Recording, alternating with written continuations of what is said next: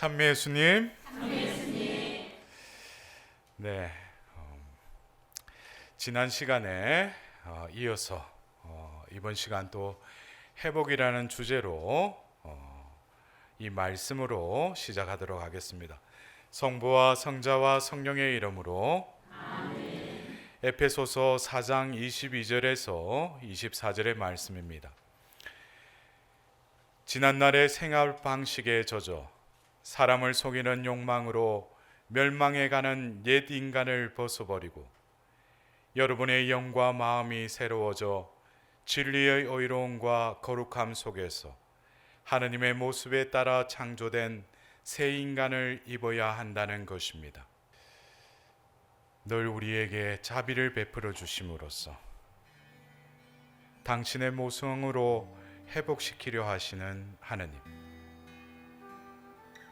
진정 당신께서 베푸시는 그 자비가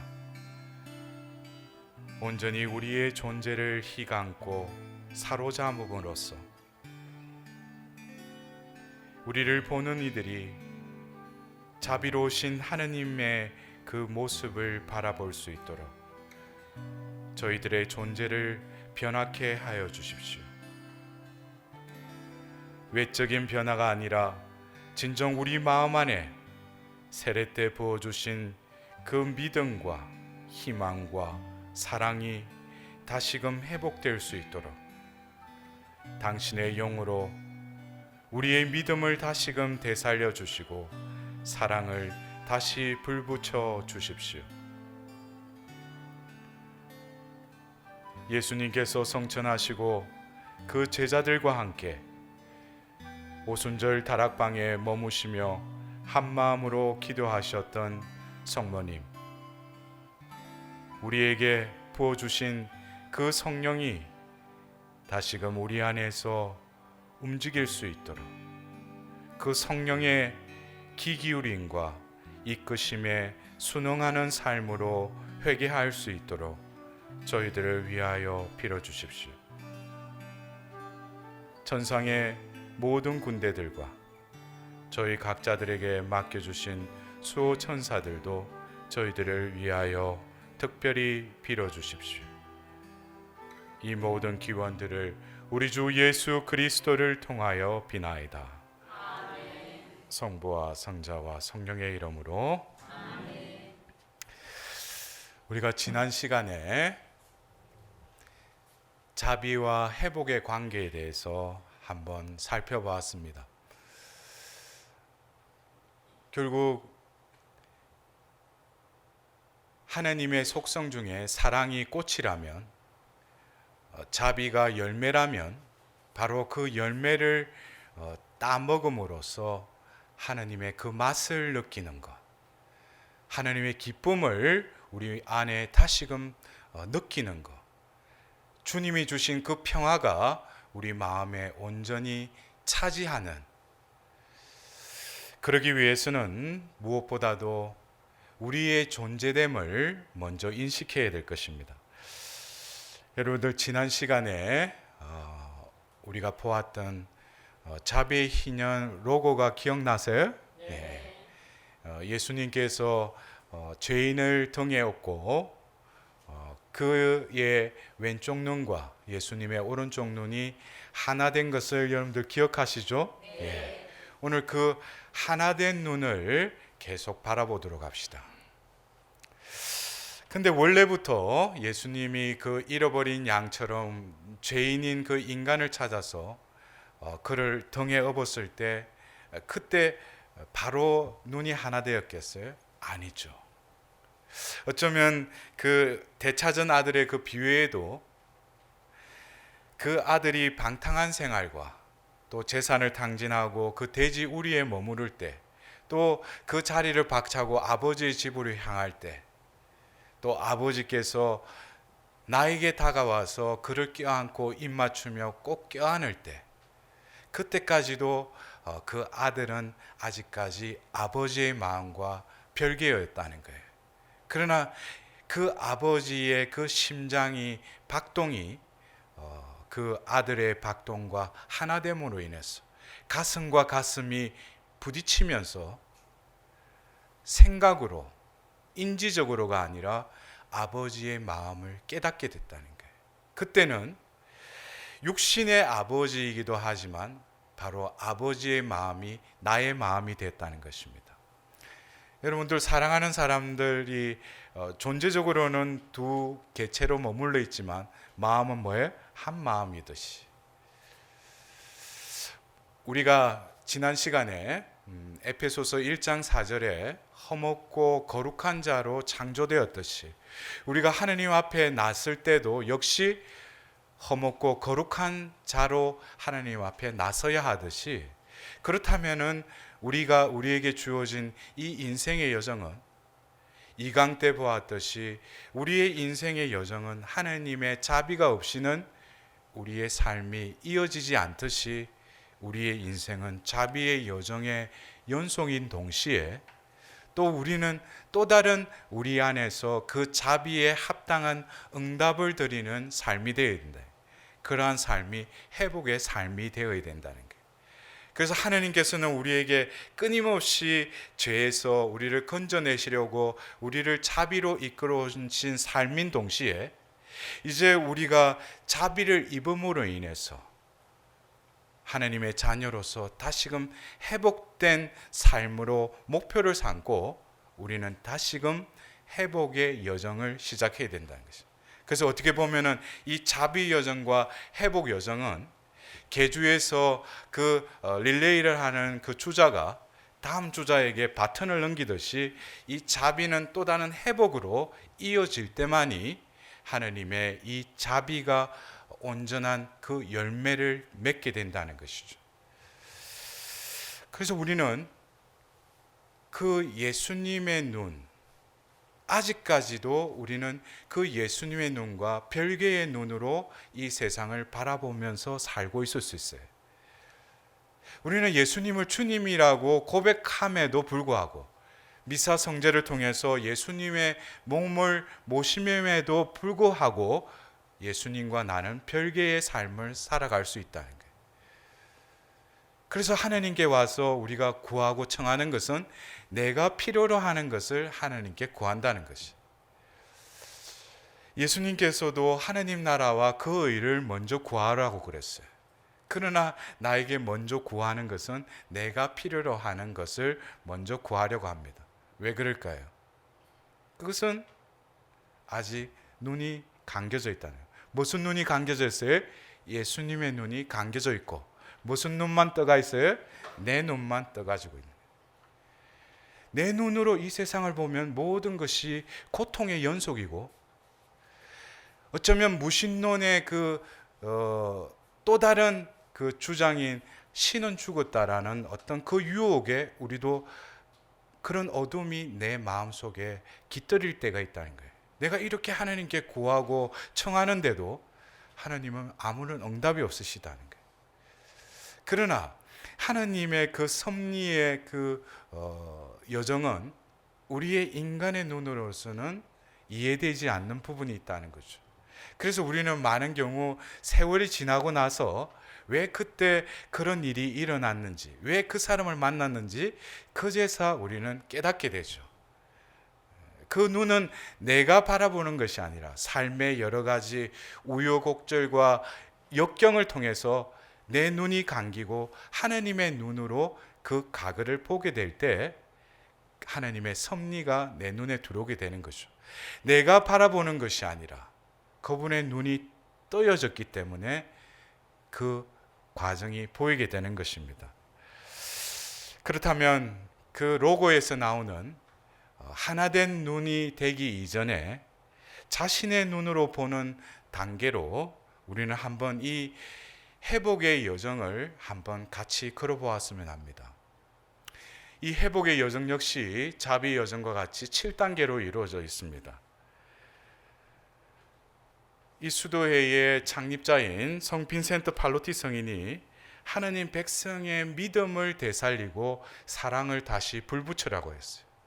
어쩌면 이 회복 여정은 그 믿음이 다시금 되살아나고 사랑이 불붙는다면 우리는 이제 나의 눈으로 보는 것이 아니라 예수님의 눈으로 이 세상을, 나를, 이웃을 보게 될 것입니다.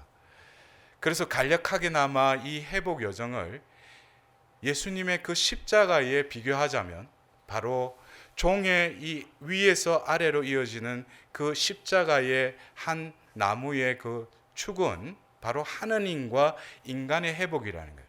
무슨 회복인가? 바로 하느님과의 사랑과 믿음의 회복의 단계라는 거죠. 그 다음에 행에 이 가로로 놓여져 있는 이 나무는 바로 이웃 사랑의 회복이라는 거죠.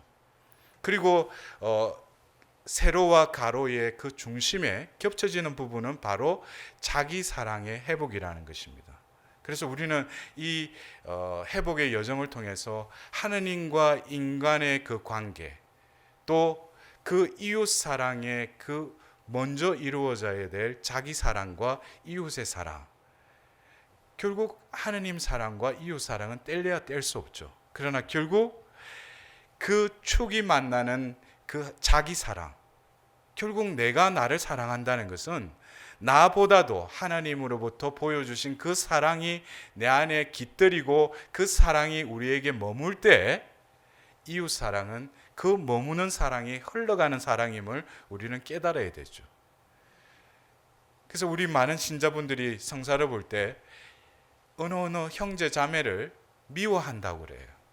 근데 우리는 하나님이 미움의 어떤 그 감정을 주셨다기보다는 하나님은 우리에게 사랑으로 창조하셨고 사랑을 먹고 사랑의 힘으로 살아가게끔 당신의 모상으로 사람을 창조하셨다는 거예요. 결국 미움의 그 감정과 미움의 태도는 사랑의 결핍이라는 거죠. 사랑이 부족하기 때문에 우리는 또 다른 어둠의 미움이라고 표현하지만 결국 근원적으로 우리에게서는 무엇이 필요할 뿐입니까? 사랑만이 필요하다는 거예요. 결국 이 흐름 속에서 예수님께서 십자가를 통해서 이 세상과 하나님과의 그 관계를 화해하셨듯이 우리 역시 우리에게 주어진 이 자비의 역사에 이어서 우리는 하나님 안에서 회복의 삶을 살아가야 된다는 것입니다.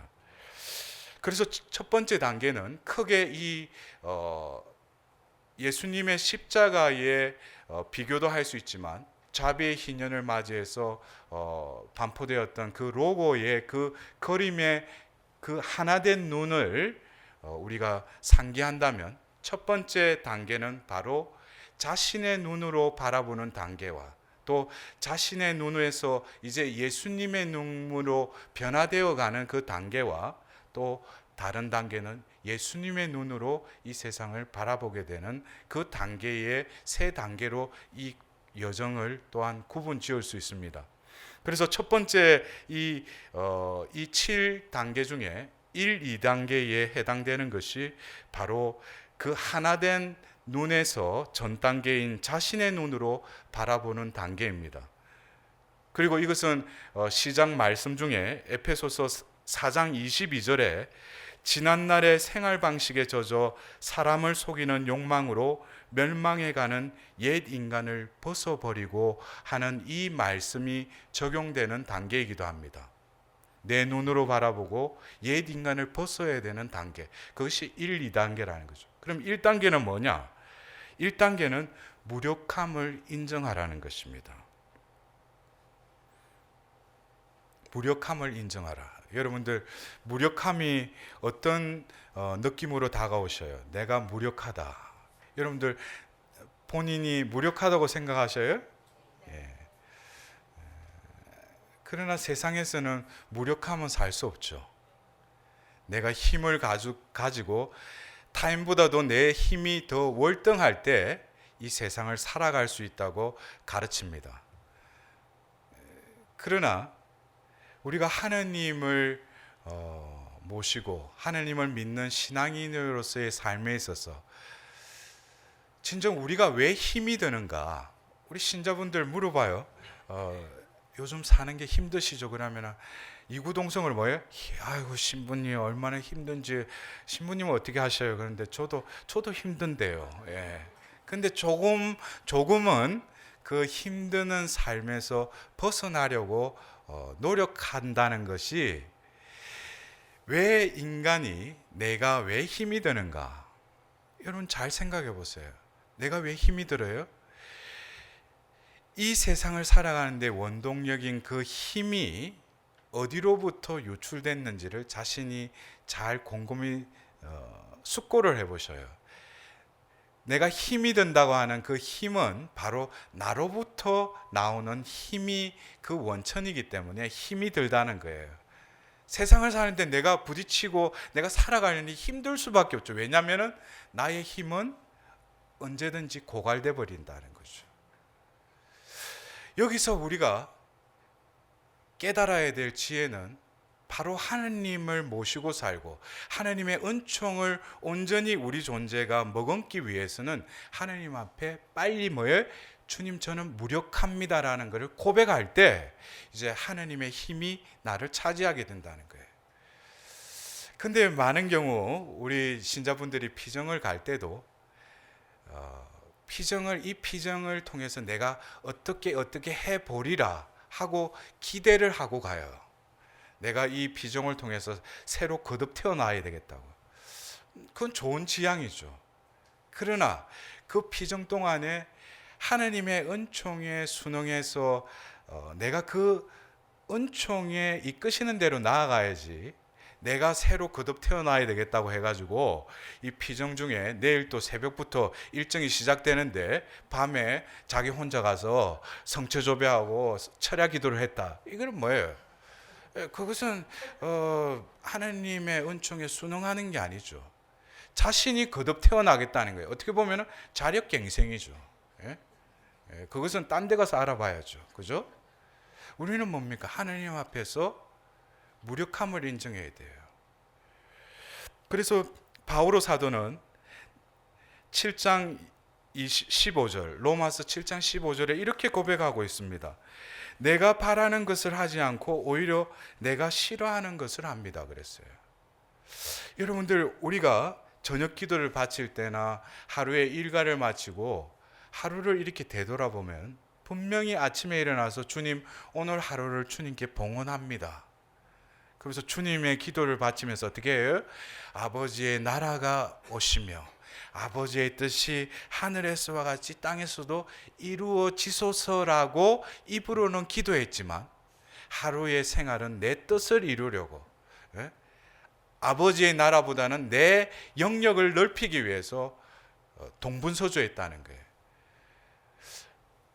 입과 행동과 결과는 다르게 나타난다는 거죠. 그래서 바오로 사도도 내가 바라는 것을 하지 않고 오히려 내가 싫어하는 것을 한다는 거예요.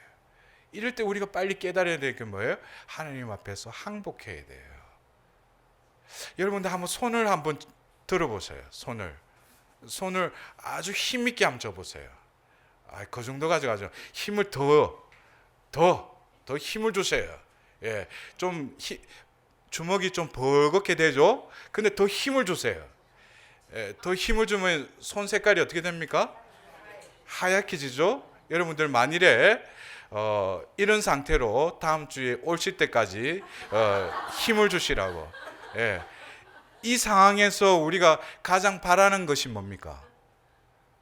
가장 바라고 자기가 지금 이 상황에서 자기가 바라는 게 뭐예요? 힘 빼는 거죠. 그래서 힘을 빼보셔요. 편안하죠, 그죠? 뭉쳤던 손이 편안해져요. 어떻게 보면은 이 꽉 쥔 손이 하얗게 될 대로 이렇게 쥐고 살고는 있는 이 상태가 어떻게 보면 나의 삶의 상태예요. 내 딴에는 열심히 산다고 하는데 내 딴에는 뭐예요? 힘든 삶을 사는 거예요. 그래서 우리는 1단계를 통해서 I can't, 나는 할 수 없다라는 것을 고백하는 것입니다. 이것이 나의 눈, 또 옛 인간을 벗어버리는 첫 번째 단계라는 거예요. 여러분들 거기에 대해서 공감하셔요? 빨리 공감하시는 것 같아. 그렇다면은 내 힘이 나에게 근거를 하고 나로부터 나오는 힘이 보잘것없다면 우리는 그 무력함을 인정하는 동시에 어디를 향해야 돼요? 바로 무한한 힘의 원천이신 하느님께로 향해야죠. 맞지 않습니까? 내가 살기 위해서는 내 힘이 완전히 소진되었다면 또 다른 힘에 우리는 의탁할 수밖에 없다는 거예요. 그래서 시편 28편 7절에 주님은 나의 힘, 결국 2단계는 하나님의 회복하심을 믿으라는 거예요. 하나님의 회복하심을 믿으라 이거예요. 그러나 이 회복하심을 믿으라고 하는데도 거기에 아직까지 내 자아가 회복하려고 하면은 안 되죠. 1단계에서 나는 항복과 포기를 했다면 2단계는 이제 하나님이 이끄시는 대로 서서히 내어 맡기는 단계로 내가 바뀌어야 된다는 거예요. 어쩌면 2단계는 내가 몹시 아파서 결국 어떤 병원에 어떤 의사를 떠오르면서 병원을 향해서 그 의사 진료실의 그 문을 여는 순간까지가 뭐예요? 2단계라는 거예요. 아직까지 의사를 만나지 않았어요. 그러나 뭐예요? 내 마음은 그 의사를 만나면 나을 수 있다는 희망이 있기 때문에 아픔에도 불구하고 옷을 주섬주섬 입고 이 진료실 앞까지 왔다는 거예요. 그래서 이 문을 열려고 자꾸 비트는 이 단계까지가 바로 2단계라는 거예요. 여러분들 이해가 되시죠? 예. 근데 이 단계에 있어서 내 힘이 아니라 하느님의 그 회복하심은 나를 이끄시는데 무엇을 회복하신다고 그랬어요? 우리 안에 깃들인 세례 때 부어주신 하느님하고의 관계를 있게 하는 믿음과 희망과 사랑. 그러나 믿음은 늘 희망이 뒤따라오게 마련이에요. 그래서 성빈센트 발로티는 믿음과 사랑을 말하고 있어요. 믿음의 회복은 결국 희망의 회복이기도 합니다. 우리의 믿음을 회복하심을 믿는다는 것은 이 상황에서 2000년 전 예수님이 성천하시고 하늘을 보고 있는 그 제자들에게 너희들이 왜 이렇게 서 있느냐고 하면서 예수님이 가르쳐 준 대로 가서 기도하라고 그래요. 그러자 사도행전 1장 14절에는 여러 여자와 예수님의 어머니 마리아와 그분의 형제들과 함께 한 마음으로 기도에 전념하였다 그랬어요. 왜냐? 예수님이 지시하셨기 때문에. 그래서 그 자리 중심에는 누가 계셨어요? 성모 어머니가 계셨다는 거예요. 바로 십자가 곁에서 자비의 어머니로서 이 순환을 통해서 자비가 흐르는데 온전히 인류를 대신해서 하나님께 자비를 구했던 그 자비의 어머니께서 이제 그 제자들과 함께 한 마음으로 성령이 임하시는 데 있어서 그 성모님이 함께 계셨다는 거예요. 어떻게 보면 이 사도들의 모후이신 이 성모님은 이 인류를 회복하기 위한 또 다른 회복의 어머니로 그 자리에 계셨다는 것입니다. 그래서 우리는 자비의 여정에 성모님과 함께 십자가 곁으로 나아갔다면 이제는 오순절 다락방에 성모님과 함께 한 마음으로 기도해야 돼요. 왜냐? 2000년 전 오순절 다락방에 임하셨던 그 성령이 임하자 그들은 자신의 원의와 뜻과 상관없이 하나님은 그 존재를 사도로 변화시키시죠. 그것은 하나님이 그들의 믿음과 사랑을 회복시키시는 그 방법이 그의 노력이 아니라 바로 당신의 주재하심으로 그 회복의 역사를 펼쳐나가셨다는 거죠. 그래서 우리는 다시금 우리 안에서 새로운 성령 강림의 또 다른 움직임을 하나님께 맡겨드리면서 그 역사하심이 시작되어야 된다는 것입니다. 이것이 바로 자신의 눈으로 보는 단계에서 이제는 예수님의 눈으로 바뀌어가는 그 단계로 이어질 것입니다. 그래서 두 번째 파트는 바로 자신의 눈이 예수님의 눈으로 바뀌는 단계입니다. 이것은 에페소서 4장 23절에 여러분의 마음과 영이 새로워지라는 그 말씀에 해당됩니다. 이 단계는 바로 3단계에서 5단계까지입니다. 3단계는 예수님과 함께 죽어라. 그리고 그의 말씀은 갈라티아서 2장 19절 나는 그리스도와 함께 십자가에 못 박혔습니다. 여러분들 우리가 보통 내가 변화되고 싶다라고 할 때 변화에는 두 가지 양상이 있는 것 같습니다. 양적인 변화와 질적인 변화가 있죠. 양적인 변화는 그 말 그대로 눈으로 변화되는 것입니다. 그러나 질적인 변화는 눈으로는 가늠할 수 없지만 내면의 것이 변화가 일어난다는 거예요. 이게 좀 이해를 돕기 위해서 제가 이런 실내, 어떻게 보면 배추벌레를 한번 우리가 떠올려 봅시다. 알에서 깨어난 이 배추벌레가 어느 기간까지는 어떻게 돼요? 배춧잎을 계속 먹죠. 그러면서 배가 빵빵해질 때까지 이 배추벌레는 그 배추만을 먹습니다. 그러면서 어느 순간이 되면은 그 먹던 것을 그만둬요. 왜냐? 양적인 변화라는 것은 어떤 경우에 내가 열심히 하고 기도 생활을 열심히 하고 나름대로 변화되는 것 같지만은 그것으로 변화가 이루어진다라고는 할 수 없죠. 그 양적인 팽창의 끝에는 머무름이 있고 또 다른 자신을 죽이는 과정이 이어져야 된다는 것입니다. 그래서 그 배추벌레는 자신의 몸을 휘감고 어느 기간 동안 거기서 갇혀서 꼼짝달싹 안 하고 죽어 있는 듯한 시간을 보내게 되죠. 여러분들, 우리의 영적인 진보에 있어서도, 변화의 과정에 있어서도 어느 순간에 어떤 세상의 역경과 시련을 통해서 내가 한가하지 못하는 어떤 불가항력의 상황 속에서 우리는 나의 죽음을 체험할 때가 있습니다. 그 시기야말로 바로 변화가 시작되는 시기입니다.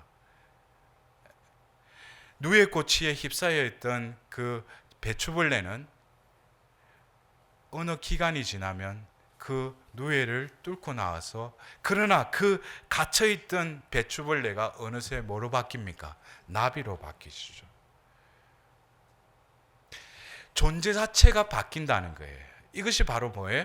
질적인 변화라는 거죠. 우리들 역시 양적으로 눈에 보이는 내가 열심히 기도하는 이것도 하나의 변화를 위한 필수 조건이기도 하지만, 중요한 것은 하나님이 내 안에서 나를 변화시키는 주체자로서 나를 변화시키도록 내가 하나님 안에서 죽은 듯이 머무는 단계를 거치지 않고서는 온전한 변화가 일어나지 않는다는 거예요. 우리가 어떤 도자기를 빚을 때도 설령 똑같은 그릇이라 하더라도 진정 고귀한 도자기로 빚을 때는 그 도자기가 한번 빚고 나서 또 유약을 바르고 또 고온의 가마에 들어갔다가 또 나와서 그것을 견디지 못하는 그 도자기는 또 깨버리죠, 도공이. 그러나 몇 번에 걸쳐서 그 가마를 구웠을 때 처음에 도공이 빚었던 그 흙의 그 성분은 바로 몇 번의 그 가마의 담금질을 통해서 도자기가 나왔을 때는 그 재료 자체가 변형이 일어난다는 거예요. 우리 그리스도인의 삶에 있어서 내 눈, 내 힘으로 살아왔던 내 존재가 하나님의 존재, 하나님의 힘에 의해서 살아가려면 이런 죽음의 단계가 필요하다는 거죠. 그래서 3단계는 바로 예수 그리스도와 함께 죽으라는 것입니다. 그러나 많은 경우 우리는 피정을 통할 때 피정에서 가르쳐 주는 것은 어떻게 살아가도록 가르쳐요. 여러분들, 우리 자매님들 요즘 어때요? 우리가 음식을 먹으면 음식 먹는 쓰레기를 어디다 넣어요? 음식 쓰레기통에 넣죠. 그러나 빨리 이거를 해결하지 않으면 덮어놓았다고 해서 냄새가 나지 않는다고 해서 그것이 없어진 게 아니죠. 어느 기간이 지나서 그 음식 쓰레기통을 열는 순간에 어떻게 돼요? 그 안에는 애벌레와 파리와 냄새가 진동을 하죠.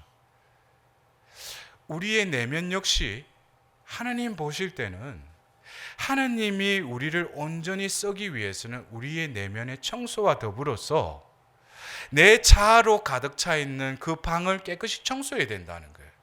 그러나 내가 그 방을 청소할 수가 없죠. 그래서 예수님이 바로 우리의 모든 죄를 기워갖기 위해서 당신이 몸소 그 죄를 짊어지셨어요. 그리고 우리의 모든 상처를 그분이 떠맡아서 몸소 그분이 상처를 입으셨어요. 우리는 그런 순환의 공로와 효과를 온전히 누리지 못하죠. 성금요일 날 십자가의 경배와 더불어서 우리는 예수님의 죽음을 경배하는 동시에 우리도 역시 예수님의 십자가의 죽음에 온전히 숨어 들어가야 돼요. 예수님만 죽으신 것이 아니라 우리의 옛자, 옛 인간이 예수님의 십자가 안에서 온전히 죽어야 됩니다. 그리고 그 다음날 성토요일은 바로 예수님이 죽으시고 십자가에 내리셔서 무덤에 묻히셨듯이 우리들은 바로 무덤에 묻혀야 된다는 거예요. 근데 우리 신자들이 성금요일 날 예수님의 십자가에 입맞추면서 예수님의 십자가에 경배했는데 아직까지 살아있어. 그래놓고 그 다음날 부활 성령미사 때 뭐예요? 부활을 축하한대. 어떻게 내가 죽지 않았는데 어떻게 주님의 부활은 축하해야죠. 그러나 진정 주님만 부활하고 나는 부활되지 않는 그 부활의 삶이 계속 연속이 된다면 우리는 가식적인 삶을 사는 거죠. 예수님은 분명히 죽으시고 묻히시고 부활하셨어요. 우리도 역시 예수님과 함께 죽어야 되고 4단계는 바로 예수 그리스도와 함께 묻혀라는 것입니다.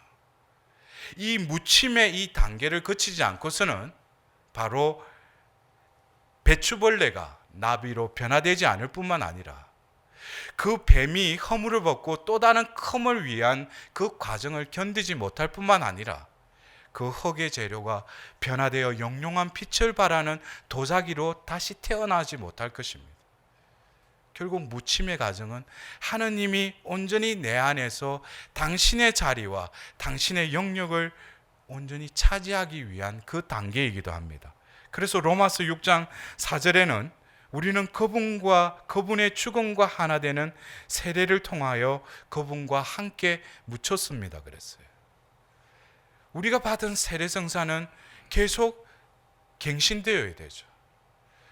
우리의 삶은 끊임없이 예수님과 함께 십자가에 못 박힐 뿐만 아니라 함께 묻히고 함께 부활하리라는 그 삶으로 파스쿠아의 신비가 계속 재현되어야 되는 것입니다. 그리고 5단계는 우리가 예상하지 못하는 또 다른 그 결과가 드러나는 거죠. 배추벌레가 나비로 변형되는 것입니다. 우리가 노력해서 내가 이렇게 살아야 되겠다고 해서 그렇게 되는 것이 아니라 바로 하느님이 주재하심으로 그의 존재가 완전히 변화가 일어난다는 거죠. 나의 눈으로 나의 힘으로 살아왔던 내 인생이 이제 서서히 예수님의 눈으로 바뀌어가는 그 단계가 바로 우리가 부활하는 단계라는 것입니다. 그래서 로마서 6장 8절에는 우리가 그리스도와 함께 죽었으니 그분과 함께 살리라고 우리는 믿습니다 그랬어요. 중요한 것은 뭡니까? 함께 죽었으니 그분과 함께 살리라고 우리는 믿습니다 그랬어요. 죽지 않고 우리가 어떻게 다시 살아날 수가 있습니까? 어쩌면 그 파우스티나 수녀님을 통해서 거리라고 하셨던 그 예수님의 자비 성화를 통해서도 예수님의 그 자비는 바로 예수 성심의 상처를 통해서 흘러나온다는 것입니다. 여러분들, 우리가 상처하면은 어떤 신자들 아주 그게 민감해요. 왜냐하면 그 상처는 내가 아주 간직해야 될 것이기도 하기 때문에. 그래서 어디서 상처를 낫게 해준다면 그쪽으로 우르 몰려요. 그리고 상처를 치유해 달라고 그래요. 여러분들, 자비가 우리 안에 임하셔서 그 자비가 우리 안에서 활동하신다면 바로 예수님의 상처를 통해서 그 자비가 흘러와서 그 자비가 우리에게 들어오기 위해서는 입구가 어디를 통해서 들어오냐면 바로 우리의 상처를 통해서 그 자비가 흘러 들어온다는 것입니다. 그리고 그 상처를 통해서 들어온 그 자비는 우리 안에서 바로 배추벌레가 나비로 변화되는 그 과정을 겪게 하는 거죠. 그러면서 그 자비는 우리의 상처를 회복시킴으로 인해서 이제 우리가 자비의 사도로서 이웃에게 자비를 실천하고 전할 때는 우리에게 임하셨던 그 자비가 무엇을 통해서 출구로 나가느냐면 우리 상처를 통해서 또 자비가 흘러갑니다. 똑같은 입구요 출구였던 그 상처의 자리는 과거의 그 어둠의 자리였고 내가 잊고 싶었던 그 자리가 자비가 임함으로 인해서 자비가 접촉함으로 인해서 그 자리는 바로 빛의 자리요 영광의 자리요 부활의 자리로 변모되었다는 것입니다. 바로 나는 바로 하나님의 자비로 거듭 태어났고 새 인간이 되었음을 이제는 그 상처를 남에게 드러내 보이면서 하나님의 자비를 증거하는 자로 변화된다는 것입니다. 그래서 이제는 바로 예수님의 눈과 하나 되는 단계, 이것이 바로 6단계와 7단계입니다. 그래서 이 단계는 바로 에페소서 4장 24절에 여러분의 영과 마음이 새로워져서 진리의 의로움과 거룩함 속에서 하나님의 모습에 따라 창조된 새 인간을 입어야 한다는 것입니다. 이 단계가 바로 나의 존재가 죄의 허덕이었던 지난날의 습성에서 헤어나지 못하는 옛 인간으로 살았는데 하나님은 자비를 베풀어 주심으로 인해서 예수님의 그 파수카의 신비를 통해서 나의 존재가 완전히 다른 존재가 되어버렸다는 것입니다. 그것은 바로 새 인간이 되었다는 거예요. 그 단계는 바로 나의 눈이 아니라 이제 예수님의 눈으로 이 세상을 바라보게 된다는 거예요. 모든 인생의 지도, 패러다임이 바뀌게 되는 거죠. 그래서 6단계는 새 인간으로 살아가라 하는 것입니다. 콜로새서 3장 10절에 여러분은 그리스도와 함께 살아났으니 저 위에 있는 것을 추구하십시오. 여러분들 우리의 신자의 의무는 바로 복음을 선포하는 거죠. 그러나 우리는 말씀을 듣고 또 하나님의 은총에 힘있지만 진정 그 은총이 나에게 육화되지 않는다면 우리가 아는 이 말씀은 남을 판단하는 잣대가 될 수 있다는 거예요. 그래서 내가 성경 구절을 읽고 그것을 외웠어요. 근데 어떤 형제에게 그 말씀이 나를 비춤을 받고 그 말씀 안에서 그 말씀을 실행하지 않고 그 형제에게 그 말씀의 잣대로 판단할 때는 또 다른 상처를 입힌다는 거예요. 그것이 바로 뭐예요? 율법이라는 거죠. 복음은 무엇입니까? 복음의 선포라는 것은 바로 그 말씀이 내 안에 육화되어서 살과 피로 변화되어서 그분이 힘으로 내 입을 통해서 행위를 통해서 드러나는 것이 바로 복음이라는 거죠. 그래서 이 회복 여정의 마지막 단계는 새 인간임을 증거하라는 것입니다. 마태오복음 5장 16절에 너희의 착한 행실을 보고 하늘에 계신 너희 아버지를 찬양하게 하여라. 우리는 내가 변화되었음을 알릴 필요가 없어요. 내가 변화되었음을 바로 가까이에 있는 일, 아니 떨어져 있다고 하더라도 그들은 나가 변화되었던 그 그리스도의 한계를 맡게 될 것입니다. 여러분들 중에 외짝 교우로 혼자만 성당에 나가는 신자들이 있는지 모릅니다. 어떤 경우에는 저에게 와서 신부님 우리 집에 남편이 또 자녀가, 왜냐하면 우리 자매님들이 거의 열혈적으로 성당에 다니니까 그런 부탁을 받을 때가 많아요. 신부님 우리 남편 성당 나가게 해달라고. 근데 제가 처음에는 사제니까 어떻게든지 신자의 그 고충을 들어줘야 되는데 한편으로 생각하니까 수십 년 살아왔던 그 아내도 그 남편을 못 바꾸는데 내가 사제라는 거 이래 입고 가서 몇 마디 한다고 그거 바뀌겠는가? 그럼 제가 그런 생각이 들었어요. 그 말을 하는 그 자매가 집에서 어떤 표양을 보이는가? 성당은 매일 평일미사 다니고 매일 양팔 묵주기도를 하는데 집에서 하는 걸 보면은 TV 드라마나 보고 남편 좀 늦으면 문 열어주는 동시에 바가지만 긁는다면 그 남편이 그 아내의 표양을 보고 성당에 나가겠어요? 아니죠. TV를 끄고 그 앞에서 성경을 읽고 또 묵주기도도 촛불을 켜놓고 묵주기도를 드리는 그 모습을 보이기 위해서가 아니라 그런 빛이 퍼지면 자식들도 자동적으로 성당에 나가지 않을 수 없다는 거예요. 먼저 뭡니까? 내가 새 인간으로 변형되어야 된다는 거예요. 변화되어야 된다는 거예요. 우리가 새 인간임을 증거하라는 것은 바로 빈센트 팔로티 성인이 세례를 받은 모든 이는 사도로서의 불림을 받았음을 일깨우고 가르쳐라고 그랬어요. 여러분들, 초대교회가 탄생되면서 우리 가운데 임하신 그 성령은 그들의 존재를 완전히 변형시켰어요. 예수님을 모른다고 배반했던 그 베드로가 사도행전에 나오는 그 모습을 보면 바로 태생 불구자였던 그를 예수 그리스도의 이름으로 일어나라고 그의 손을 붙들고 일으켜 세웁니다. 바로 예수님과 함께 지냈던 그 시간대는 바로 눈으로 예수님을 볼 수는 있었지만 예수님이 없지만 바로 이제 베드로는 또 다른 예수가 되어서 그를 일으켜 세운 것입니다. 이것이 바로 내 눈이 아니라 예수님의 눈으로 이 세상을 바라보게 된다는 것입니다. 요즘 들어서 각 교회의 주교님들이 사목교수에도 쓰시는 단어 중에 하나가 새복음화, 새로운 시대 새로운 복음화라고 올해 염추규경님도 그렇게 사목교수를 발표하셨는데, 이 새로운 복음화, 새 복음화라는 것은 바로 자비가 없이는 이루어질 수 없다는 걸 우리는 깨달아야 할 것입니다. 그리고 이 자비를 입었다면 그 존재는 새 복음화가 되어야 됩니다.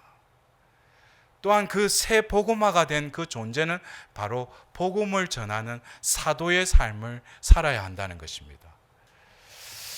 마지막으로 제가 소속되어 있는 이 천주교 사도직회, 이 팔로티에를 창설하셨던 이 빈센트 팔로티 성인은 1963년도에 시성되면서 성요한 23세에 의해서 제2차 바티칸 공의회 수호 성인으로 추대되었습니다. 이제 올해 12월 8일 자비의 희년이 반포되는 그 즈음은 바로 50년 전 제2차 바티칸 공의회가 폐막된 날로 50주년을 맞이합니다. 어쩌면 이 시대에, 이 자비의 시대에 또 다른 나의 눈이 아니라 예수님의 눈으로 이 세상을 바라보시며 사셨던 그 한 성인, 그 성인의 삶을 또 정고하심을 청해야 되지 않을까 싶습니다. 마지막으로 마친 기도로 우리의 그 기도가 진정 하느님의 모상으로 회복될 수 있도록 간절한 마음으로 우리 마친 기도 바치도록 합시다. 성부와 성자와 성령의 이름으로 아멘.